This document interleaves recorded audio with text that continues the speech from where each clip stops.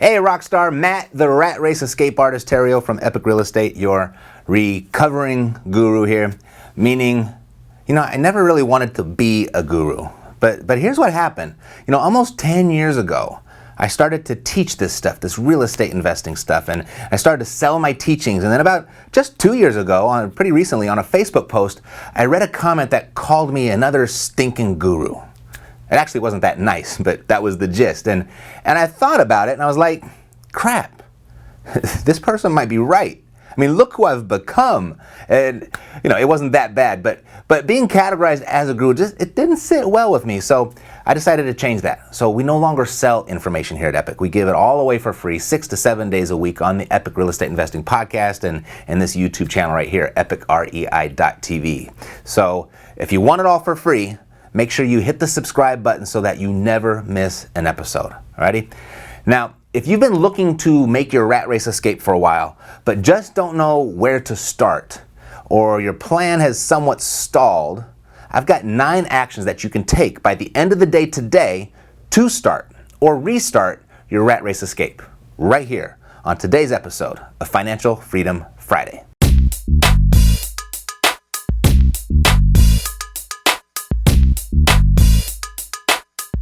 All right, I'm going to give you 9 actions that you can take by the end of the day today to start or restart your rat race escape plan. So let's get the ball rolling. Now let's keep it rolling so you can create the option for yourself in life to work or not.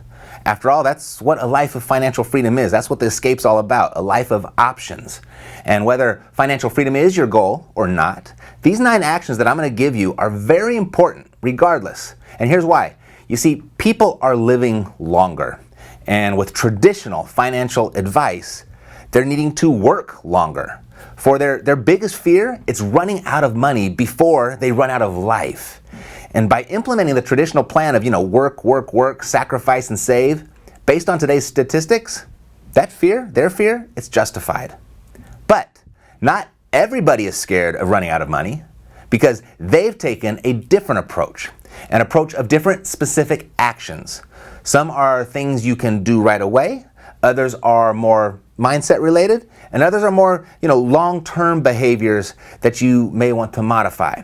But what we're going to do today, let's just focus on what you can do right now, like right now. And then at the end, what I'll do is I'll share with you some specifics about what no one is telling you or will tell you about a fast rat race escape plan. And it's likely very different than what you may be thinking.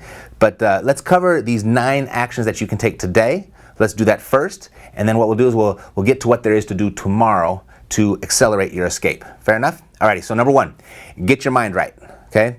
The great escape begins with your thoughts. Specifically, shifting your focus from making piles of cash to creating streams of cash. The mathematical truth is that it just takes too long for the average person to save a large enough pile of money that will create enough of a residual income to escape. Further, most people just don't make enough to save enough, regardless of the amount of time that they're given to do it. I mean, it can work, but if it does, it's a 40-plus year plan for most at best. So you've heard this here before, probably countless times, but now it's time to actually do it. Get your mind right. And practically speaking, here's what you can do.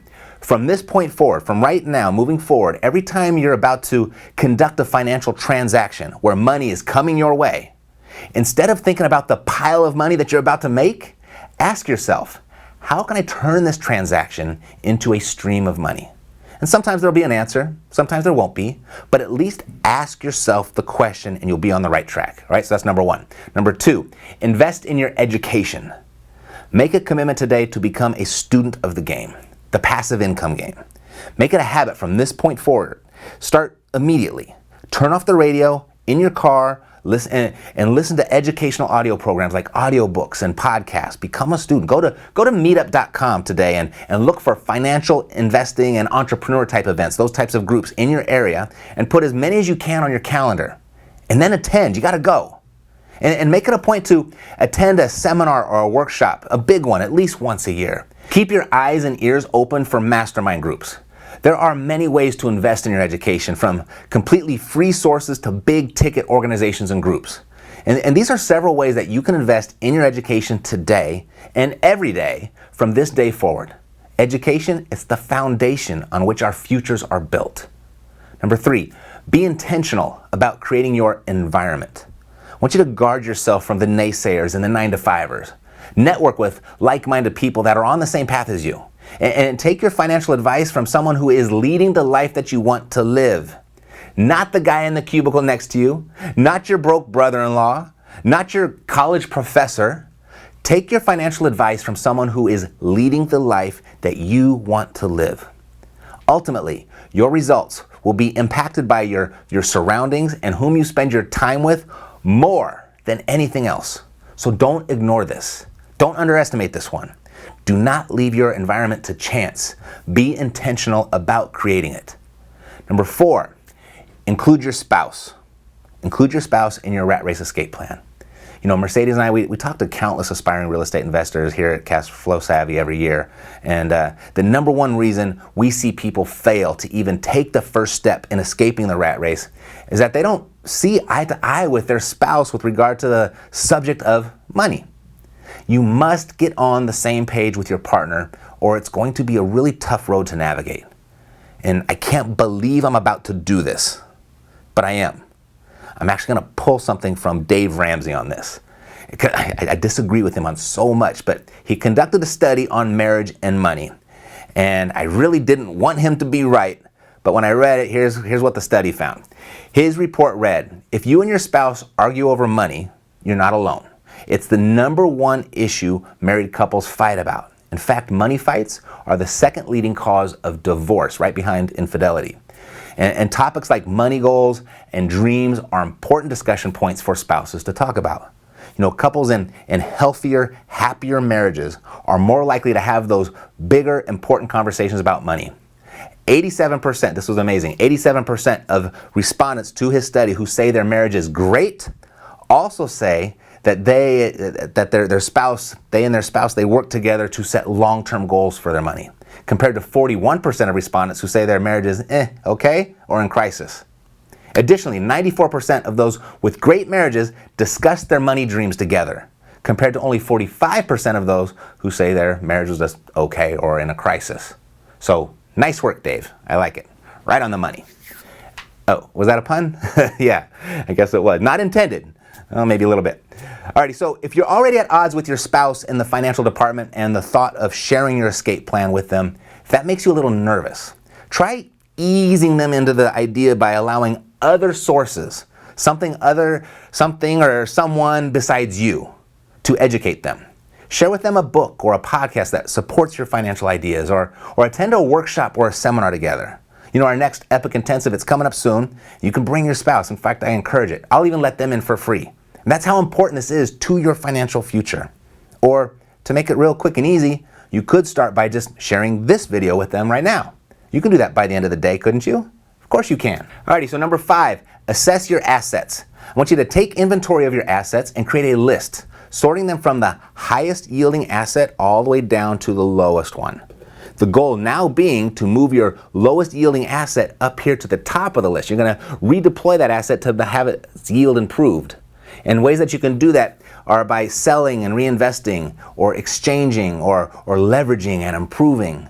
Because it was the French economist Jean-Baptiste that wrote, creating wealth is a function of moving assets from areas of low yield to areas of high yield. Most people have more to work with than they think. All right, coming up, number 6. And if you like what you're learning, if you're learning something and or you've already got some new ideas about escaping the rat race, go ahead and just hit that like button for me real quick just to let me know. I appreciate it. Alrighty, so number 5 was assess your assets. Next, number 6, assess your expenses. This is the other side of the coin. Escaping the rat race, it's not solely about creating monthly streams of income. To escape sooner, consider decreasing your monthly expenses also. After all, that's the formula, right? Increasing your monthly streams of passive income to a point where it exceeds your monthly expenses. So to go really fast, that's what you want to do. Do both. Increase your passive income and decrease your monthly expenses. And here's how. Take inventory of your fixed expenses and create a list. And then you're going to sort these from the largest expense, your biggest bills on top, down to your lowest ones. And then you're going to start up here. You're going to work from big to small for maximum impact, reducing expenses and eliminating what isn't necessary. And working on your tax liability, for most people, it's the largest expense for most people. That's likely going to be the first order of business for you because it's your biggest expense. So the opportunity to impact your escape the most, it lies way up here with your taxes. So schedule regular meetings with your CPA for tax planning and strategy. Sadly, most people do that when it's just too late. A little proactivity here is going to improve your bottom line significantly. Alrighty? Other ideas may include refinancing your mortgage or refinancing or paying off your car loan and consolidating credit card debt to a lower interest card. Expenses, they vary greatly from person to person. Just remember to work from biggest expense to smallest for maximum impact. Okay? And ignore Susie Orman on this. She's got you starting way down here with your $5 Starbucks. Enjoy that. Okay? Unless that's your biggest expense, of course. All right, next. Number 7, set a target. After you've assessed your assets and expenses, identify how much monthly income do you need to escape the rat race. Then, subtract the monthly passive income that you're currently receiving, and that's going to give you your freedom number. Now, pick a time when you want to reach that number, expressed in years, and then divide your freedom number by that number, and you have your 12-month target. Now, that's all there is for you to do over the next 12 months. It's just focus on that number. Let's just break it down simply and focus on that number for the next 12 months. Number 8, leverage. You're only one person, and you can only move so fast on your own. Leverage, that's your fuel. Escaping the rat race fast, it's going to take a team. By leveraging other people's time, experience, money, resources, effort, deal flow, by doing that, you can 10 times the speed of your escape.